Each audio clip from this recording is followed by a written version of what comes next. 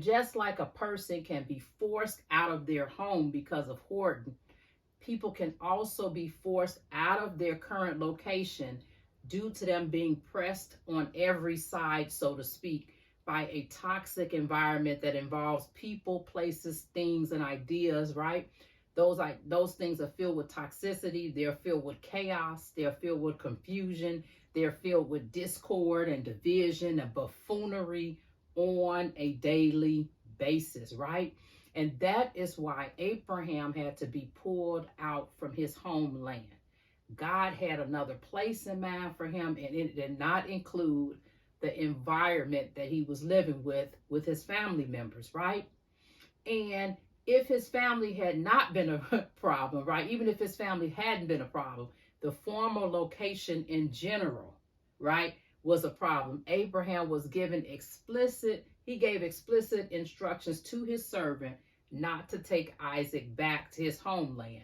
And if we read in Genesis 24, starting at the first verse, it says, Abraham was now old, getting on in years, and the Lord had blessed him in everything.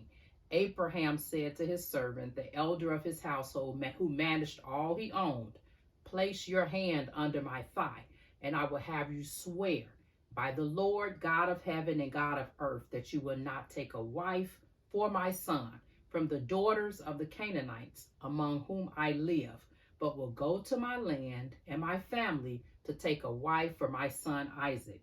The servant said to him, suppose the woman is unwilling to follow me to this land. Should I have your son go back to the land you came from?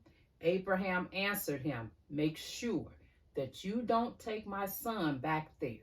The Lord, the God of heaven, right? The Lord, the God of heaven, who took me from my father's house and from my native land, who spoke to me and swore to me, I will give this land to your offspring.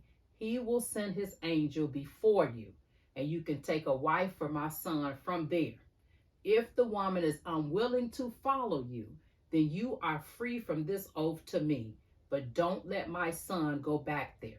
So if somebody's telling you not to let their child go back to another location, obviously there's something in that location that's toxic, right? That's not going to be in their particular best interest.